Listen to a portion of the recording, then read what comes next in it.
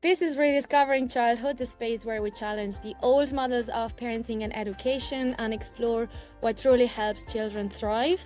And today I'm joined by someone who has been reshaping the educational landscape in bold and innovative ways. Matt Beaudreau is the co-founder of Poetry Strong mentorship program and the host of Essential 11 podcast. He has delivered TEDx talks, consulted with universities, written books and created programs that have helped to push education into the 21st century for teens across America. His work centers on developing character, agency, and real-world readiness in young people and supporting families to raise courageous, capable, and purpose-driven humans. So I'm very excited to dive into his vision and his experience and the shifts he believes are necessary in how we guide the next generation. So Matt, very welcome to the podcast. Very kind words. I appreciate you. Thank you for having me. Thank you. Could you share your journey so far with us, but really, what was the trigger that sparked the mission you're on right now? The biggest trigger was what I wanted, quite honestly, for my own family. Coming out of education, I had a very real opportunity to see multiple things taking place at once. Was working in higher education in California at Stanford University and went into public schools, was a public school teacher, public school administrator, private school teacher, private school administrator. So seeing all angles of education, I realized I personally did not want the traditional route for my own family. There were a lot of things that I saw there that I could not rightfully, one, work in anymore out of integrity. I didn't believe in the mission that we were on and I believed in the mission. I didn't believe in how we were going about it. And two, I wasn't going to send my own kids through that.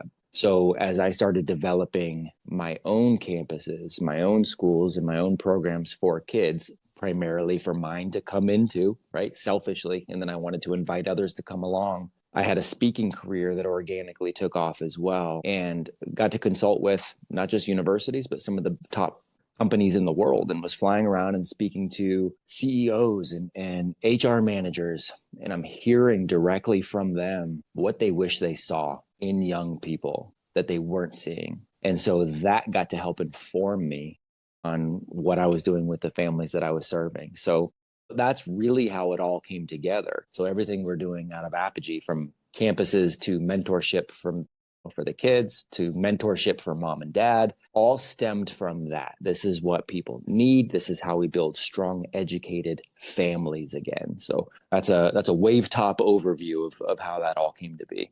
Brilliant. And I love how it actually comes from the outcomes that you would expect and then create the how. Yes, so ma'am. You know the what and then you create the how. That's really, really powerful, rather than the system that focuses on the how, regardless of the outcomes. And then what happens? And a system that assumes the how looks exactly the same for everybody for a number of years.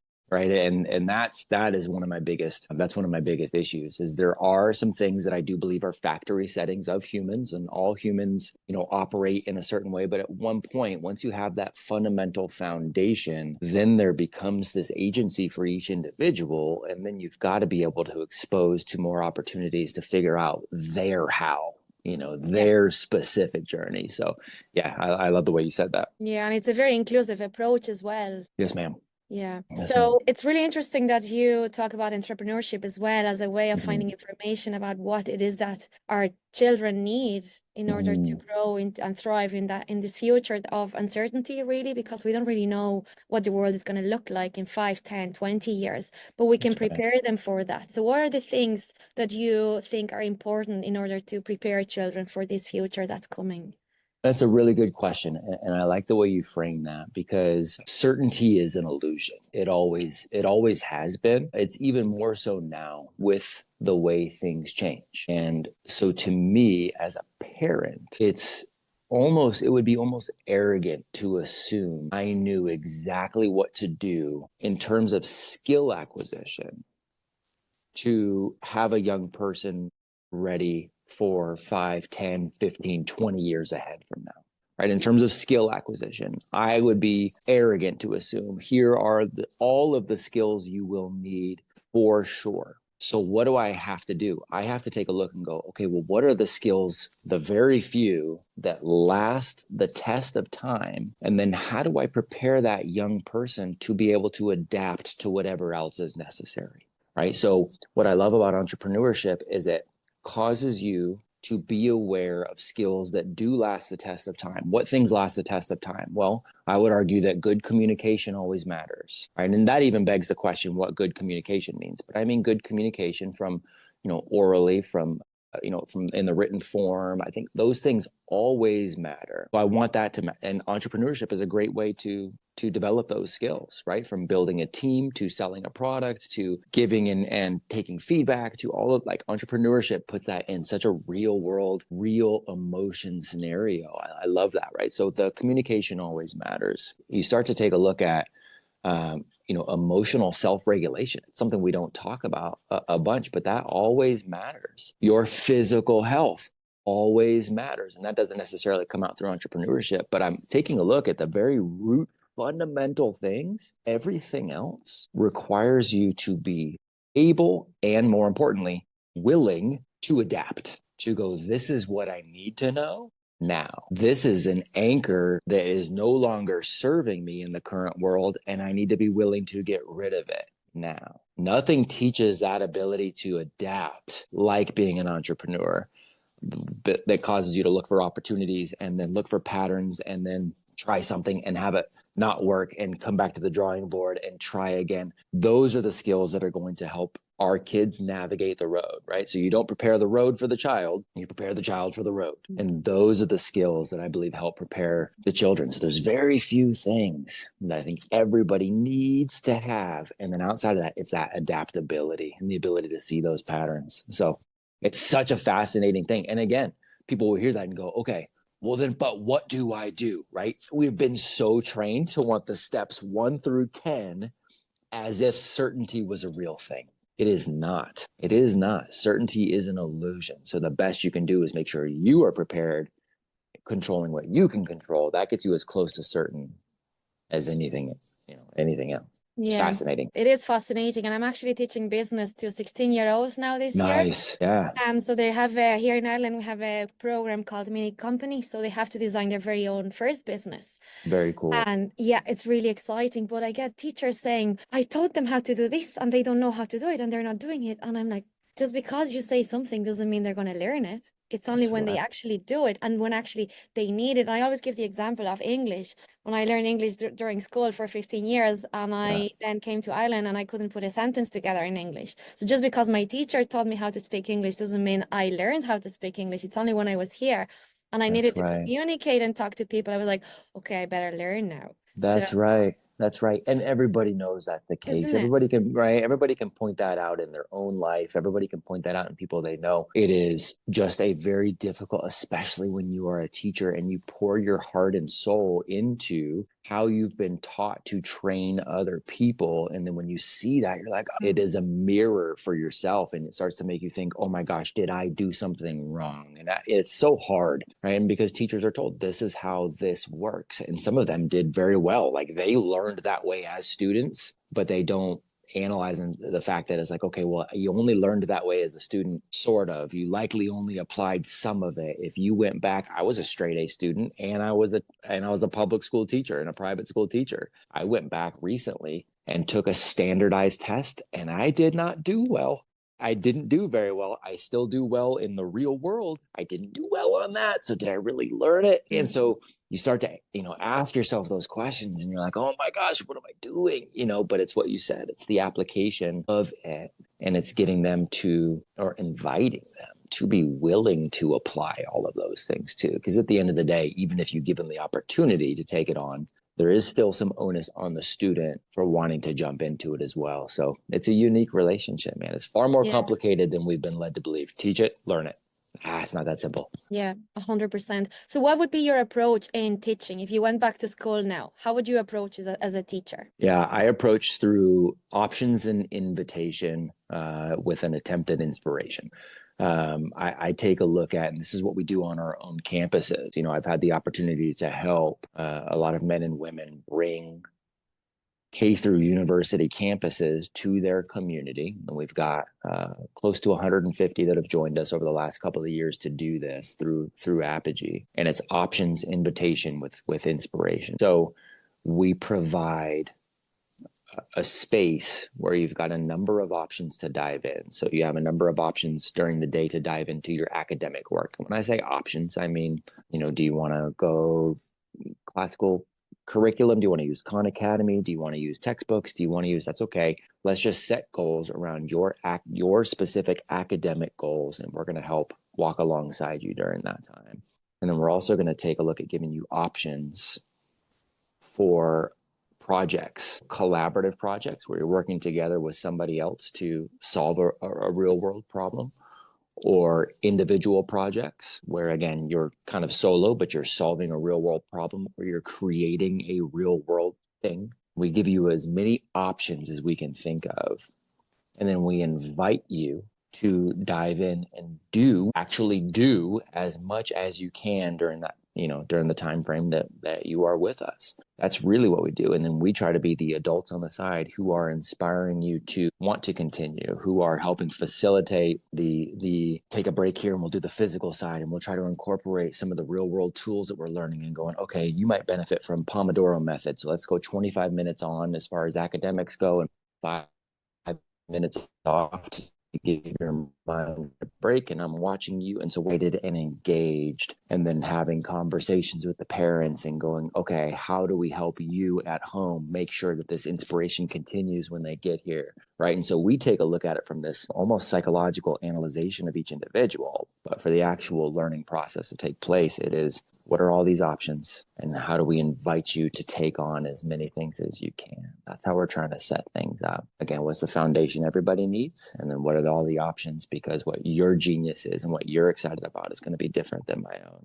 How do we provide options for everybody else? So it's a very hard thing to do in a traditional school setting. It really is. It takes these alternative settings usually to set something up like that for all kids. But that's my approach. That's why I left the traditional classroom. Yeah. I didn't have the opportunity to do that. Yeah, that's really, really powerful. And I believe a lot of the reasons why the traditional system works the way it works is because of the need for control from the adult. Needs to have everything controlled. So my question was going to be, how do you assess that they're meeting the goals and expectations that they need to be meeting? So what would you say to someone who's panicking right now, being like, how do you make sure they're learning what they need to learn? Yeah, I always ask a question back to that and say, what do they need to learn? Define that for me. What do they need to learn? And when do they need to learn it by? So my conversation with parents is always, what does everybody need to learn? When do they need to learn it by? What do you want your kids to learn? And when do you want them to learn it? More often than not, they can't define any of the answers to those questions. And that in of itself is a problem, right? So there's this old adage that says, if you don't know what you want, you will just want what you know. And so for so many parents, when I ask them that question, they go, I don't know. And so they just default to traditional school. I want them to learn to read sight words by 5 years old. I want them to start doing first grade math in first grade, second grade math in second grade, right? They become this automatron that just repeats all the things that they're familiar with. And the problem is, just because you are familiar with something, that doesn't mean it's the truth. And so I have to try to walk this. So it's a much more difficult situation, but that's how I approach it, because that's the honest way to approach it. What do they need to know? And when do they need to know it by? What do you want them to know? And when do you want them to know that by? And then we can look at the most efficient methods to do that. But that's always the question. They almost never have an answer. Yeah, that's exactly. We have a curriculum, and there's a lot of pressure for teachers to meet the contents of the curriculum and everything. Right. But where does that curriculum come from? It comes from what we adults think children need in order to be successful in life. So if we just let them freely with their projects and their own interests and needs, and they research and their own motivation, curiosity, same contents will come up. They do, right? And people will hear that and they think, oh my gosh, okay, well, there's no way that that's the case. But man, it's been proven over and over for years that can be the case. Now, I put an asterisk by that, because I do think there also needs to be a couple of things associated with that too. Because some people will hear it and go, okay, I believe it, I'm on board. And then they just go, all right, kids, do whatever you want, whenever you want, and let's see what happens. Maybe that'll work, but it surely works if you also have two things in place: some left and right boundaries, for what is allowed and what is not, and what you can do, what you can't. So like making sure that behaviors are in line with growth, and the right people around you as well. Mom and dad growing as well. Mom and dad setting an example as well. Those are the things that I believe optimize that. So even in our own home, we've moved away from any campuses that I've built, and nobody that I've gotten the opportunity and the honor to help over the last couple of years has launched anything around where I specifically live. So I have 3 kids still, and so we homeschool. And at this point, I really don't have to do any direct instruction with them at all. I mean, I'm here to help when they ask for it. I'm here to help walk them through and kind of side by side, and almost as this on-call tutor. And my wife is the same. And so we have that. But what we've got now is a general schedule. We help them with the goals they want to set for themselves. And then there are left and right boundaries in terms of, okay, during these blocks of time, here's what we're not doing. Like during your open blocks of time, we don't have video games in the house. We're not going to waste our time on that. You don't have an open block of time and just go jump on Netflix. You don't just go jump on YouTube. You don't just go through whatever. You're not going to have social media and sit there and doom scroll. We take those things away and now go, cool. Now what do you want to do? What do you want to create? And what they will come up with at that point, right, is phenomenal. At the very least, I go back and just read some more. My kids read, at least a book a week, all 3 of them. And so it's those left and right boundaries that matter, people around them setting those goals that matter. But you're right. Given that, and then given the options, they will do amazing things. And I think that is a factory setting. You just got to be very careful to control those other potential distractions around them.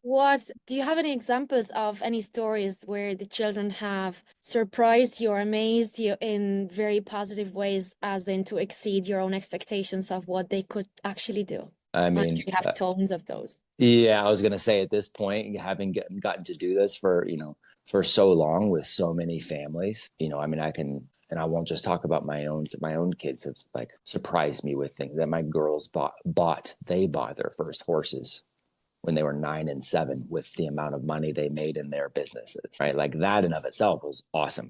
Watching my son, my girls taught themselves to read. We read to them and with them, but they really taught themselves to read at 4 and 5, and my son really he was fine with us reading to him, but he didn't really have the same level of interest in that. But by 7.5, because we didn't panic on that, we just kept, consistent. By 7.5, he was reading. Now he's 9. And in that year and a half, he now reads, grade level's not a real thing, but he now reads high school level books, right? In the year and a half since learning how to. So he reads at an extraordinarily high level and he can't put a book down, right? So I know that that's how the development works, but it's still so cool to see all of that with your own kids. On our campuses, we had young people. I had a young man who was paying his own, tuition to go to, one of our private school campuses because of the money he was making with the businesses that he was running while he was on campus.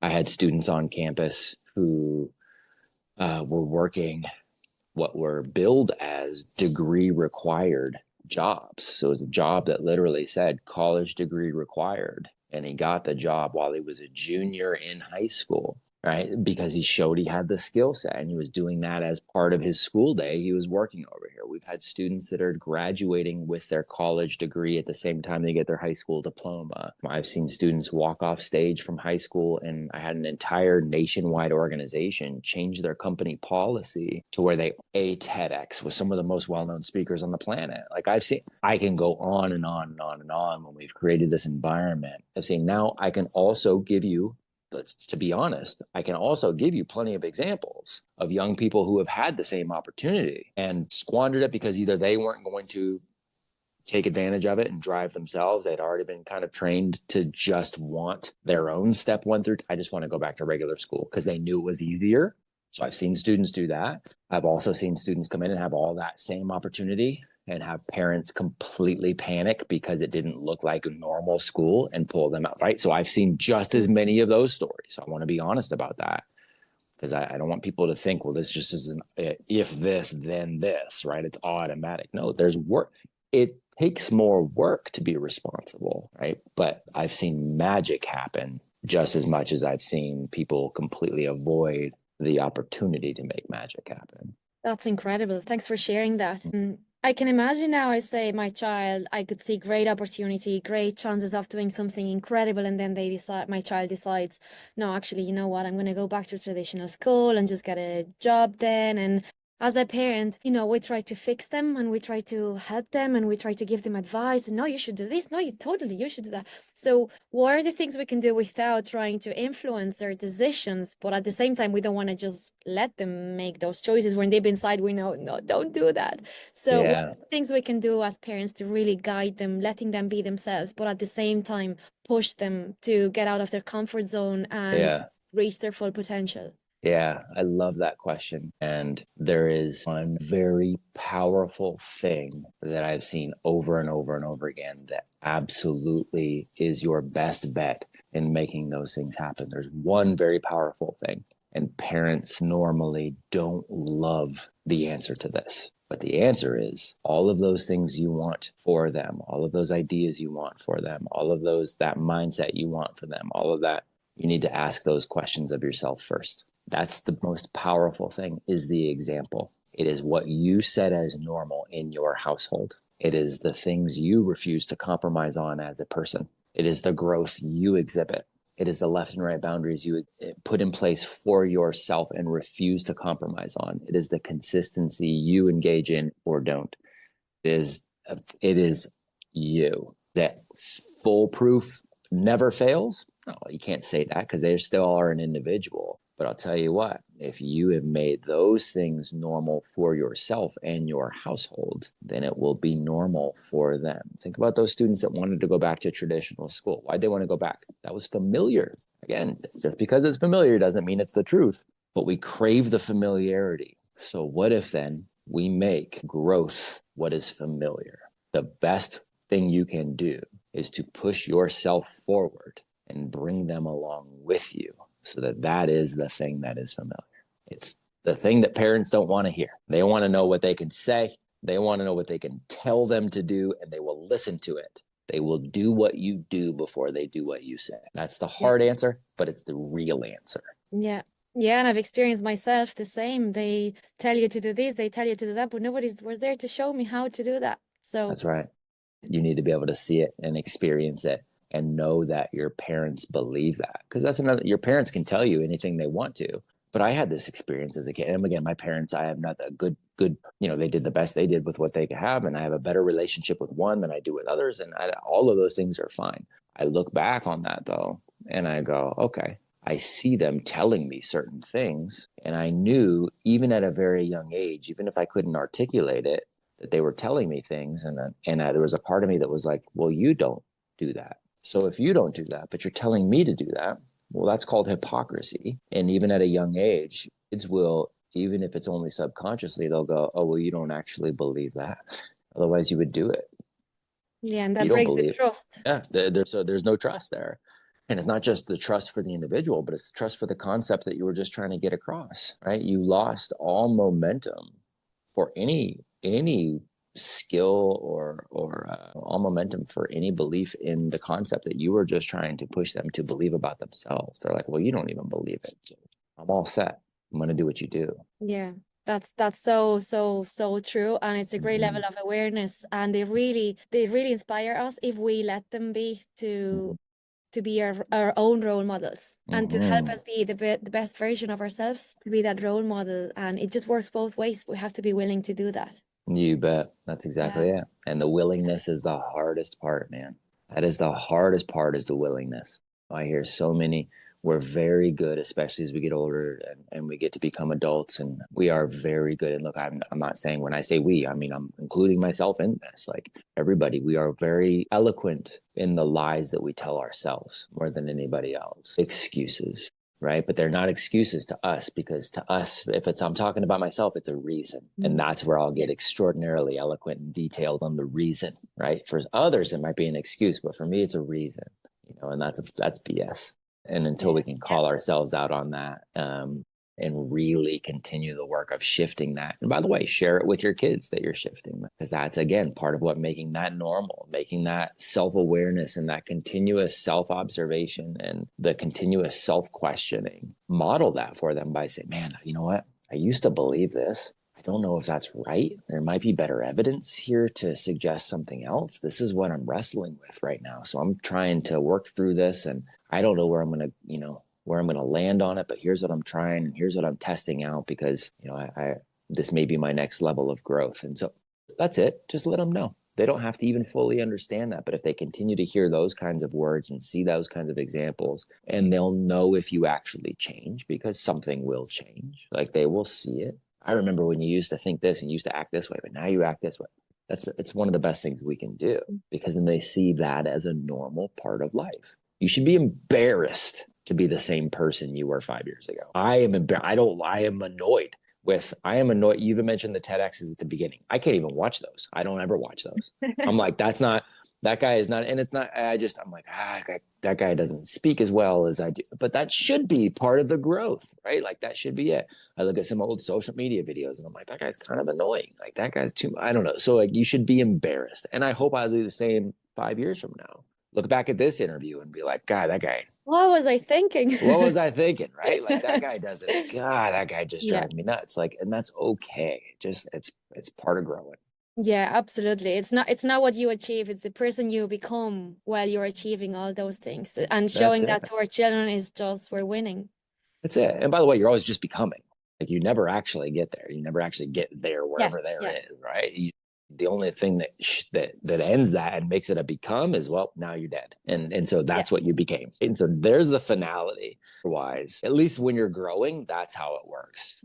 For those that choose not to grow, they can point to, well, this is what I became. I became it by, 15, and I never changed. And that's, you have every right to do that, but I don't call that a life. Yeah, you said it. You talked about your approach to education, about letting them decide and lead the learning and the process. And that links to me with play, because play is one of my passions, because play brings joy and play is a choice. So whatever it is that I do or with children, if it's their choice because it gives them joy, that's play. So what's the role of play in everything that you do? Yeah, it's really good.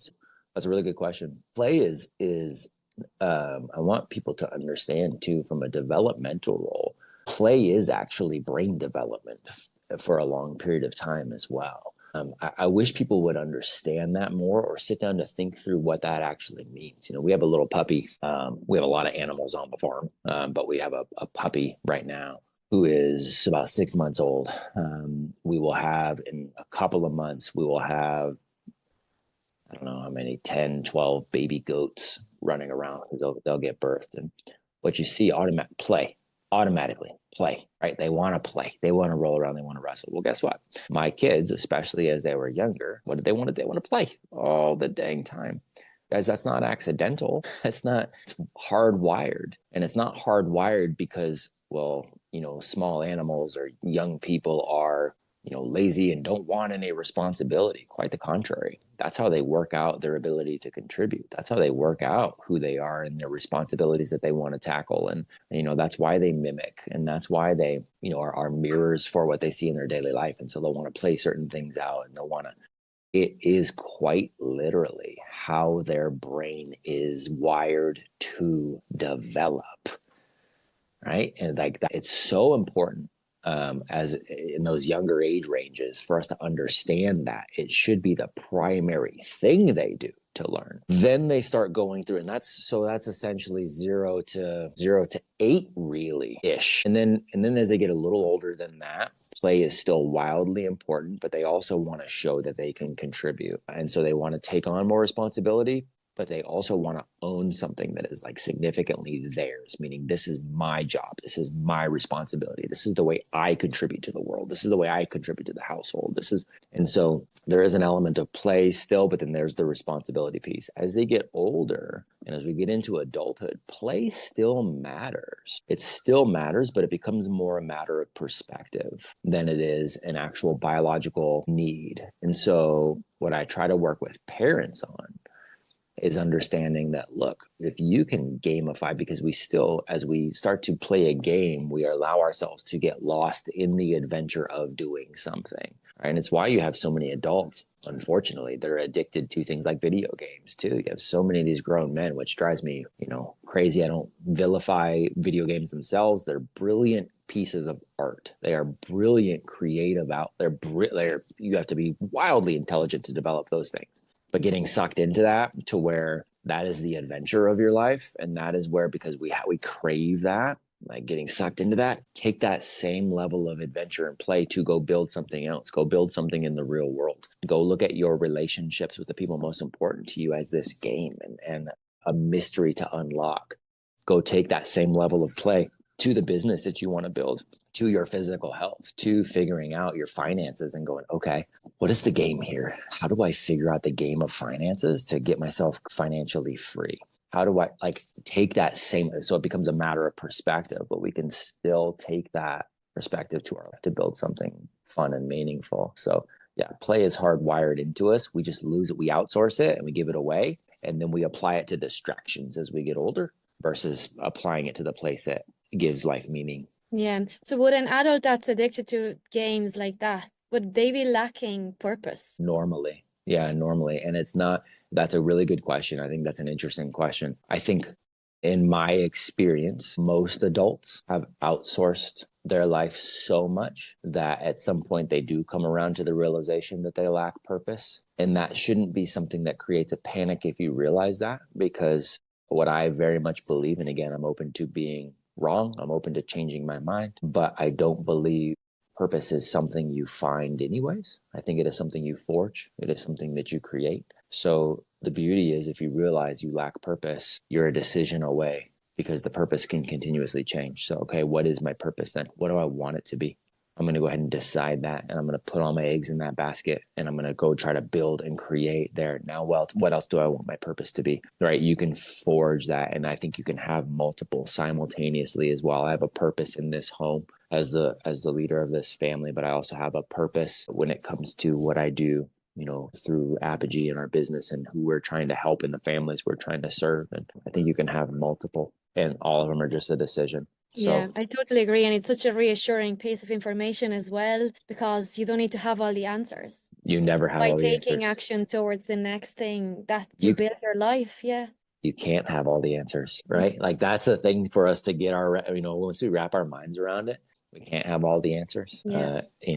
Then there should be a peace there, hopefully, because there is no destination.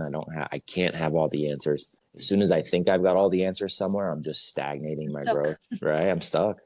Stuck. Well, how do we create an environment at home where we can raise responsible humans? Yeah, that's a really good. Create that environment. It's a really good question. And you said the right words in my experience too, is creating the environment. I use so I'm in my home office and right out here is, again, we live on a farm now. We bought a farm in North Carolina in the mountains, and right out here is a garden. And I can see it out the window, and I watch my family out there as they work on the garden. The thing I always bring it back to is what's been interesting is plants don't need us to tell them what to do. Plants don't need us to, the fruits that are growing, the vegetables that are growing, they don't need us to tell them they have to do this or to yell at them about this or to set a schedule for them to do, whatever. We have to create the environment for them to grow. We make sure the soil is right. We make sure they're getting the right amount of sun, not too much, the right amount of water, not too much. We make sure the other plants next to them aren't plants that are in competition and strangle their growth. And when you do that, all you're doing is creating the right environment. And then at the right time of year, with the environment correct, they grow and they do exactly what they're supposed to do. We do the same thing for our animals on the farm. I don't have to tell the baby goats how to find the milk. I don't have to tell, they just, with the right environment, make sure everything is okay. They do it. Humans are the same. So you are asking the right question, because what is the environment? Right. That's it. Again, I go back to, it starts with mom and dad. That's part of the environment. How are they speaking to each other? How are they speaking to the kids? How are they speaking to everybody else in the world? What is the example mom and dad are giving? That in of itself is going to be the number one primary example. So parents, you are always the number one educator in their lives, period, end of story. Then who else do we allow to come into that, that circle? And this is where people get mixed up, because they go, okay, well, that sounds like sheltering. This is parenting. I can talk to people, adults, and go, hey, Stephen Covey says, we're the product of the 5 people we spend the most time with. Do you agree? Everybody's like, yeah, cool. So if you want to be, if there's 5 people, you're the 5th one, and 4 of them are healthy and in good shape. What is that likely going to drive you to be? I'm going to be the 5th one that's healthy and in good shape. You bet. 4 of them are financially free or making good money, and they're entrepreneurial, and what are you going to be? Likely you're going to move towards that. The people you're around, like, that's, yes, people get that. Well, why would that be different for your kids? It's not, right? So it's not sheltering to say I'm very intentional about who they're around. That's one of my biggest concerns with traditional schooling, is we're just like, hey, throw them to thousands of people that you have no idea what the backgrounds are and what the exposure is. That's not socialization. That's sacrificing them to go, I don't know what the influence is. I don't know. We'll see. Right. And so you don't make people weird by isolating them. My kids are around the people I want them to be around, that I give them the nod to pour into, because I want those people to be on a mission. I want those people to be solid communicators. I want those people to be good humans. I want those people to, be worried about growth and service and leadership. And so then my kids see what greatness is, so that when they do see something outside of that, they go, well, that's not right. That's not okay. So like, that's a part of the environment, is who else do you let in? Everything is part of our environment, from the screen side of things, from television to social media. Like, what is that? Right. And so we very much limit, interaction on the internet to, what do they want to research? What are they diving into? What are they learning, or what are they creating? They're not just consuming anything and everything all the time. That's part of the environment. Their physical being, right? Making sure they're getting outside. That's part of the environment. Getting exercise is part of the environment. Making sure the food they eat, like, all of these things that's part of the environmental question of raising a good, solid human. So keeping those factory settings intact with all of those things in place, and then providing options and opportunities. So my kids have roles in the house. They have roles that they play. They have responsibilities that are only theirs. All of them are old enough from a developmental standpoint to have things on this farm that are only theirs. This is your job. And if something happens in this area, if something happens with the rabbits, mom and dad go to you, because you're the boss of this vertical. What do? You tell us what to do on this, because this is yours. You're the owner of this. So all of them have those things. All of them have, as they start to get older, more and more responsibilities here and offsite. So, my 14-year-old works in the summer. She worked 50 to 60 hours a week. Now she's working, because she was at a camp, but now she works, 15 to 20, and she's got responsibilities outside the home too. And so none of those things are complicated. They really aren't, but it's consistent. That's it. Yeah. It's easier to complain that they're not helping at home, because you have to do it all, when you're actually not spending time teaching them and showing them and trusting them and connecting them. Trusting them to do it. That's right. And when they show that at a very young age, they'll show, can I help you with this? And we're like, oh my gosh, helping me right now would cost an extra hour to make dinner. Do it. Set the foundation now. People don't believe it, or they think that I think we're some sort of perfect parents, which is not a thing at all. It surely isn't us, and it's just not a thing in general. But when I tell people, they're like, you have 2 teenage daughters now. That must be hard. It's the easiest thing on the planet. It's so easy. But it work already. Because we already had the foundation set. Like, we don't have any, I don't have issues with my kids, and I don't have issues with their responsibility. I don't have issues with their attitude. We all get along extraordinarily well. We enjoy each other's time. If something needs to get done, any 3 of my kids that were around, if I go, hey, guys, I need some help real quick, and I could name any 3 of them or all 3 of them and say, I need some help real quick, put that down. We're going to go do this. It's going to take us about an hour. It's like, okay, yep, got it. I mean, there is no pushback. There's no eye rolls. That doesn't exist. Yeah, it's a partnership. It's a partnership. Yep. It's a partnership. Really They is. feel And that sense of belonging because you that's trust right. them. So they're like, they That's trust right. me. So I'm not That's going to right. let them down. And that builds their confidence, their self-esteem, their responsibility with themselves, with you, and with the world. So That's right. That's right. And then that partnership doesn't mean that there isn't an authority or influence that I have. It's not like I've outsourced that. It is developmentally. Again, you're carrying the baby, and then, they're big enough to where you're no longer carrying them through everything. Then they're standing on their own 2 feet, but you're kneeling down in front of them as you're doing things. And then you're standing and still guiding and instructing. And then they get to an age where you're more side by side and we're doing it together. And then they get to an age where they take that step forward and you're right behind them, but you're still right there with them, but you're behind them, letting them take the lead, right? It's just all of these stages that partnership goes through until they are not just independent, but interdependent. And that's how relationships actually thrive the most. It's not just codependence is scary. Both being independent, it has to happen afterwards. Codependence happens when they're very young. They obviously rely on you. Then they have to get to the point where they're capable of being independent and then deciding to be interdependent and helping each other out. Like those are the actual stages you want to go through. yeah, you touched on screens as well and Yes, boundaries. ma'am. Yes, If ma'am. everything you talked about, now let's say scenario B, we give them screens instead. What happens? Shoot, you're rolling What doesn't dice. happen? You're rolling dice, right? You're rolling dice to see. You're rolling dice to see where it goes. Who is going to have that influence? What is physiologically going to happen? Those screens.